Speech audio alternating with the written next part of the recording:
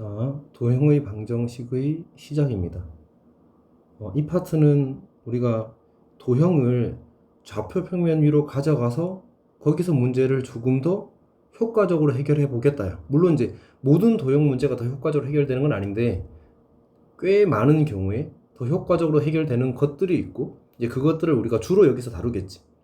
자, 어쨌든 그럼 이제 도형을 좌표 평면에 가져간다는 건 결국 우리가 좌표 평면에 대한 이해가 좀 필요하다는 얘기잖아.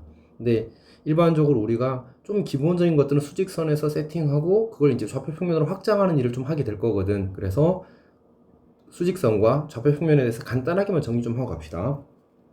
첫 번째로 이제 수직선을 이야기를 해보게 되면 수직선은 그냥 직선 하나 이렇게 딱 있는 거지. 이미 우리 부등식 풀 때 많이 했었고 이제 여기 가운데 원점이 있고 여기 예를 들어서 A라는 점이 있고 이 점의 좌표를 뭐 2라고 하자. 그럼 우리가 A점의 좌표가 2다 이런 식으로 하나만 표현하면 되는 거야. 괜찮지? 자, 그 다음에 좌표 평면이 있게 되면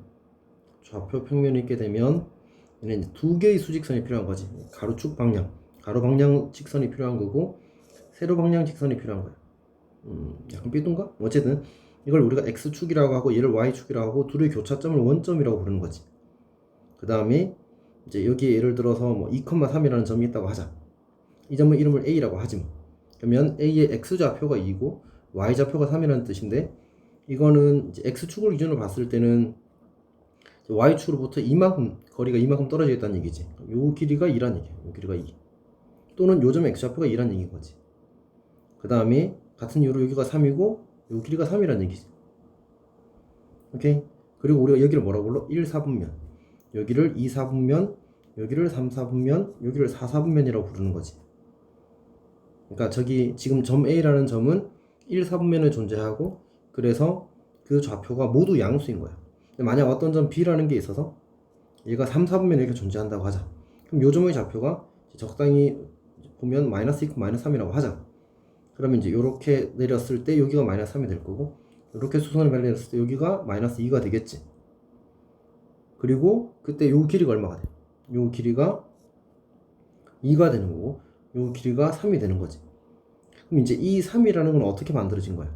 바로 저 B 점 B의 y좌표의 절대값이 마이너스 3의 절대값인 거야. 2도 마찬가지로 마이너스 2의 절대값인 거지. 아, 그러니까 우리가 이 점의 위치에 따라서 저 x축까지의 거리나 y축까지의 거리가 항상 이제 좌표가 되는 게 아니라 그 좌표의 절대값이 된다는 거지. 근데 양수일 때는 크게 신경 쓰지 않아도 괜찮은데 음수일 때는 조금 주의를 할 필요가 있어. 그래서 만약 점 P가 A, B라는 점이 있다고 하자. 그럼 이 점으로부터 x축까지의 거리가 뭐냐? 그러면 y좌표의 절대값 B가 되는 거지. y축까지의 거리가 뭐가 되냐? 절대값 A가 되는 거지. 이게 꽤 중요해. 그러니까 어려워서가 아니라 실수로 틀리게 만드는 포인트라서 그래. 나중에 너희가 뭐 넓이를 구하거나 길이를 구하거나 해야 되는데 그때 저걸 절대값으로 표현하지 않고 그냥 값으로 표현해버리게 되면 그러면 이제 계산했는데 음수인 길이가 나오고 음수인 넓이가 나오고 막 이런 일들이 생긴단 말이야. 혹은 존재하지 않는 값이 나오고 그런 것들을 피하기 위해서는 좀 주의를 할 필요가 있다. 그리고 조금 더 이야기를 해보자면 이제 우리가 이 여기를 1, 4분면, 2, 4분면, 3, 4분면, 4, 4분면 한다고 했었잖아, 맞지? 그때 이제 이 y축 위에 있는 점이나 x축 위에 있는 점들은 전부 다 뭐라고 불러? 어느 4분면에도 속하지 않는다 이렇게 이야기하는 거지. 그건 이제 약속된 표현이니까 받아들이면 될 것 같습니다. 여기까지가 이제 수직선과 좌표평면에 대한 간단한 도입입니다. 오케이?